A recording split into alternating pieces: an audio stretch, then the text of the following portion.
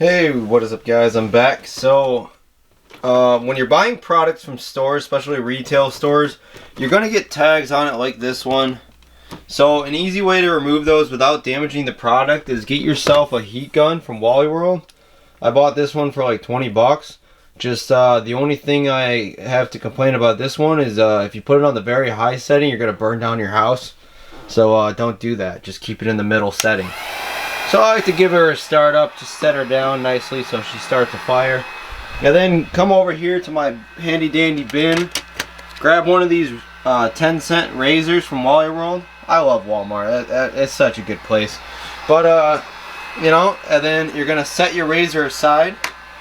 You're gonna grab your heated up heat gun, make sure the temperature is nice and hot.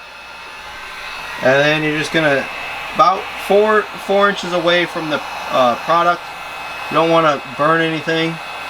Just give it some heat until the thermal label turns a little black. See how it turns dark there? Take off the heat, grab your razor, and then just slide it underneath very carefully until you can get a portion up, and then just get that sticker off. Okay.